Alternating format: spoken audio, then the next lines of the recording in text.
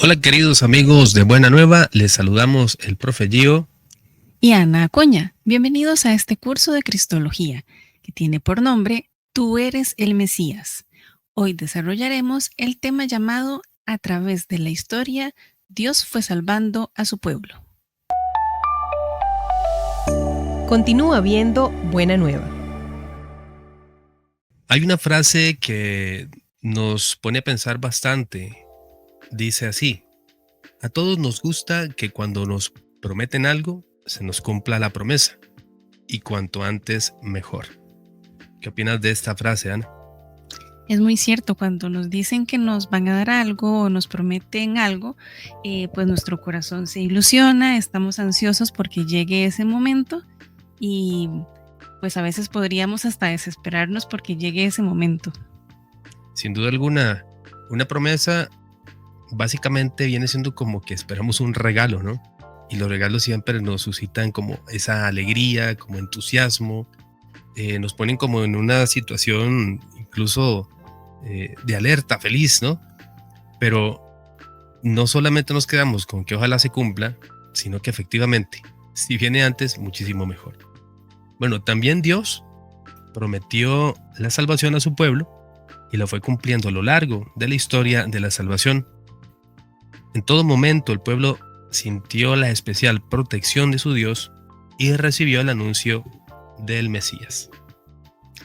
Todas estas esperanzas mesiánicas o de salvación que habían nacido en la conciencia del pueblo y que se habían vuelto realidad con el pasar del tiempo en sus líderes, hicieron que Israel afianzara su fe en Yahvé, comprometido con su pueblo. Sabemos por la historia de Israel que el plan de Dios se puso en marcha en la vida del pueblo desde que nació con los patriarcas. Pasó por la experiencia de la esclavitud egipcia hasta que entró en la tierra prometida, se organizó como pueblo y vivió diversas experiencias salvíficas. En estas experiencias se afianzó la esperanza en el Mesías o enviado que vendría a salvarle. Si hacemos un recorrido por la historia, entonces nos encontramos con los reyes que tuvo el pueblo Israel. Entre ellos destacó el rey David. Este gran hombre, pastor, guerrero, poeta y jefe. Dios había permitido que su pueblo tuviera gobernantes que le dirigieran. A ellos les llamaba Mesías, esto es, los ungidos de Dios, puestos para gobernar al pueblo en nombre del Señor. Saúl había sido el primer rey, el primer Mesías, pero fracasó. Luego le siguió David, que se destacó por sus buenas cualidades de jefe y organizador, de buen gobernante, que a pesar de sus errores logró unir a las familias y tribus de Israel en un solo pueblo.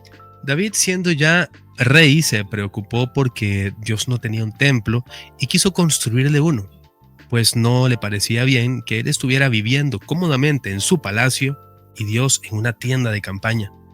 Por eso pensó construirle un templo al Señor. Y así se lo hizo saber el profeta Natán.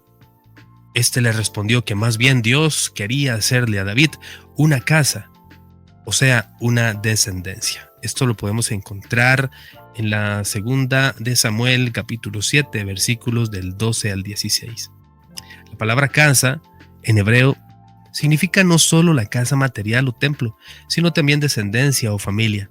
Así que la casa material o templo se lo haría uno de sus sucesores, pero la casa o descendencia se le haría Dios a David, como anteriormente comentábamos, y también podemos verificarlo en la segunda de Samuel, capítulo 7, versículo 14. Dios se hará presente no solo en el templo que Salomón, hijo de David, le hizo, sino más bien en los descendientes o en la dinastía de David. Los reyes sucesores de David fueron pues los ungidos, los Mesías, los que debían ir llevando a cabo la esperanza mesiánica del pueblo, los que anticiparon la llegada del verdadero Mesías de Dios o Salvador, que para nosotros es Jesucristo. El rey Salomón sobresale en la historia de Israel, prefigurando la sabiduría del Mesías. Y es que los profetas anunciaron al descendiente de David, al Emanuel. La esperanza mesiánica o de salvación quedó unida a los reyes descendientes de David. el gran rey de Israel. Es que David fue también buen rey, que al pueblo nunca lo olvidó. Su recuerdo fue idealizado y engrandecido. Se convirtió en el modelo del futuro Mesías. Por eso, los profetas anunciaron la llegada de un nuevo rey, de un nuevo David, mejor que el anterior. Hablaban de que Dios les enviaría un Emmanuel, cuyo nombre significa Dios con nosotros. O también que este enviado nacería de una virgen como luz de los pueblos, llevando títulos regios y estableciendo un reino eterno de paz y de justicia. Los mismos salmos, llamados salmos reales, cantaban las excelencias y cualidades del rey Mesías, descendiente de David. Aquí podemos encontrar en estos salmos reales el Salmo 2, versículo 20, el Salmo 45, el 72, el 89 y el 110. También los profetas anunciaban que Dios haría brotar del tronco de Jesé, así se llamaba el papá de David, un retoño, símbolo del nuevo Mesías, descendiente de David. Este descendiente de David, llamado Emmanuel, príncipe de la paz o brote, fue prefigurado a lo largo de la historia de Israel en aquellos pastores buenos del pueblo, que en los momentos críticos supieron gobernarlo. Pese a ello, muchos de los descendientes de David o reyes de la dinastía davídica fueron malos gobernantes, explotaron al pueblo y su política fue nefasta para Israel. Estos reyes, a causa de sus males morales, precipitaron al pueblo y a la monarquía a la ruina.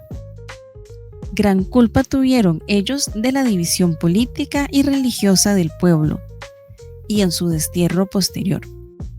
A pesar de todas estas infidelidades, Dios no abandonó nunca a su pueblo y siguió adelante con su plan de salvación. Aún en los momentos de oscuridad o de confusión para el pueblo, Dios no dejó de anunciarles al Mesías, que al igual que David nacería en Belén y sería llamado el Señor nuestra justicia. Profecías que habrían de realizarse en el futuro, pues como hemos visto, el pueblo sufrió una calamidad al ser desterrado. Sus gobernantes, por lo demás malos políticos, no pudieron evitar este colapso, más bien lo precipitaron. El destierro o exilio fue un golpe terrible para el pueblo de Dios, pues perdió su tierra, fue destruido el templo de Jerusalén y algunos reyes fueron muertos o desterrados, igual que gran parte del pueblo, a Babilonia.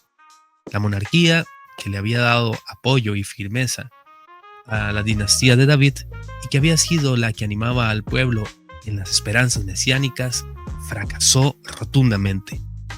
Algo así como cuando un gobierno se viene abajo, ya sea por las incapacidades de sus gobernantes o por un golpe de estado.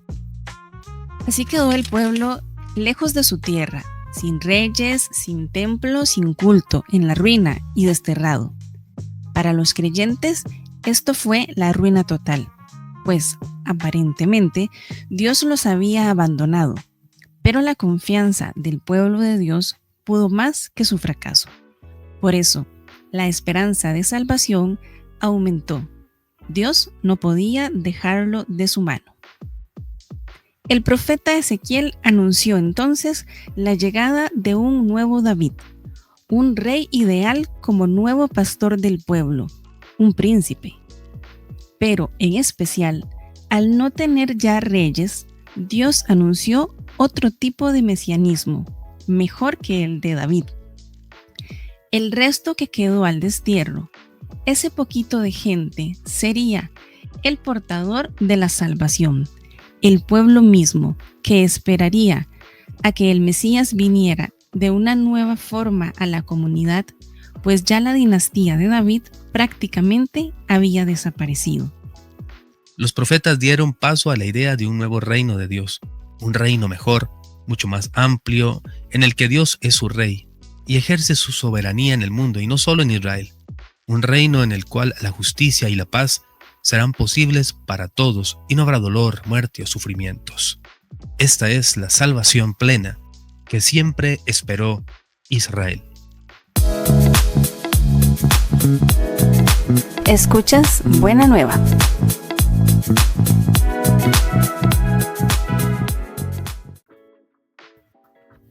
Gracias, queridos amigos de Buena Nueva, por estar con nosotros. A continuación, un momento para reflexionar. Qué desagradable es sufrir desilusiones. A veces descubrimos que no todo en la vida es fácil. ¿Cuál debe ser nuestra actitud ante los fracasos? Bueno, y es que efectivamente la vida no nos presenta las cosas de una forma fácil. Para llegar a algo se necesitan procesos, se necesita tiempo, una espera activa. Entonces nuestra actitud debe ser esperanzadora. Debe ser confiada en Dios de que las cosas no van a suceder de forma inmediata. Porque básicamente todos pues vivimos de también ilusiones. Lo veíamos en el tema anterior. ¿Qué es lo que a nosotros verdaderamente nos ilusiona? ¿Qué es lo que a nosotros nos hace esperar algo? Lo decíamos al principio. ¿Con qué ánimo esperamos precisamente aquello que se nos promete? Pero cuando no se cumple, ese es el punto. Cuando no se cumple, ¿cómo nosotros abordamos ese sentimiento o esas emociones? Es que no todo en la vida es fácil, efectivamente. ¿Cómo hizo el pueblo de Israel para poder reaccionar ante estos infortunios? Vamos a ir al Salmo 126 a ver qué nos dice. Cuando Yahvé repatrió a los cautivos de Sión, nos parecía estar soñando. Entonces se llenó de risas nuestra boca, nuestros labios de gritos de alegría. Los paganos decían: grandes cosas ha hecho Yahvé en su favor. Sí, grandes cosas ha hecho por nosotros Yahvé y estamos alegres. Recoge Yahvé a nuestros cautivos, sean como torrentes del Negev. Los que van sembrando con lágrimas cosechan entre gritos de júbilo. Al ir, van llorando, llevando la semilla, y vuelven cantando, trayendo sus gavillas. Hermosísimo salmo que precisamente nos hace entender que todo en la vida tiene un tiempo, que el tiempo es de Dios y que si estamos sujetos a Él, veremos su mano actuar. Hay un canto que se menciona la siguiente frase: tu reino es vida, tu reino es verdad. Y este canto tiene un anuncio de felicidad. Sí, efectivamente, hace muchos años había un librito que se llamaba Cantad alegres a Dios y venía una canción, precisamente esta que estamos escuchando a fondo.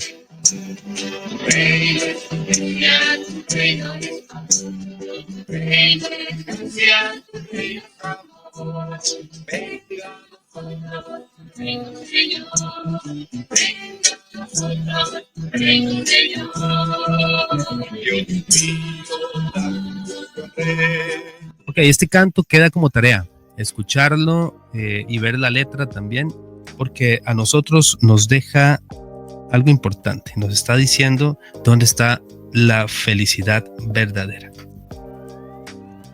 Vamos a ir a la oración.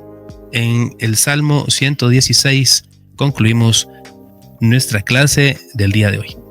Así es, este tema del librito Tú eres el Mesías se puede sintetizar en el hecho de que Dios no se olvida de nosotros en ningún momento. Y oramos con el Salmo 116, el cual es una acción de gracias por la liberación. Aleluya, yo amo al Señor, porque escucha el grito de mi súplica, porque me presta oído siempre que lo invoco. Me cercaron los lazos de la muerte, me sorprendieron las redes del abismo. Me hundí en la angustia y en la tristeza, pero invoqué el nombre del Señor. Anda, Señor, sálvame la vida. El Señor es justo y compasivo. Nuestro Dios está lleno de ternura. El Señor protege a los humildes. Yo estaba desvalido y me salvó. Alma mía, recobra ya la calma, pues el Señor te ha protegido. Me ha librado de la muerte, mis ojos de las lágrimas, mis pies de la caída. Caminaré en presencia del Señor en la tierra de los vivos. Nunca pierdo la fe, aun cuando digo: yo soy un desgraciado. En mi perturbación llegué a decir: todos los hombres son unos mentirosos. ¿Cómo pagaré al Señor todo el bien que me ha hecho? Alzaré la copa de la victoria e invocaré el nombre del Señor. Cumpliré mis promesas al Señor en presencia de todo el pueblo. Al Señor le cuesta mucho ver morir a sus amigos. Sí, Señor, yo soy tu siervo, el hijo de tu esclava. Tú rompiste mis cadenas.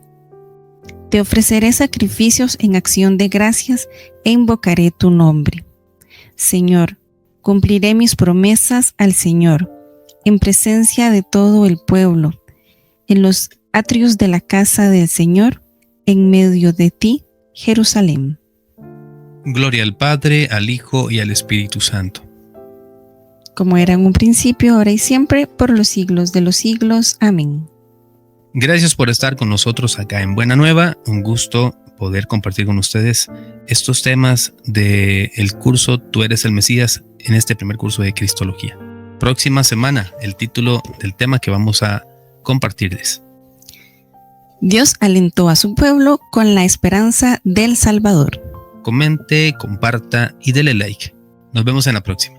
Hasta luego.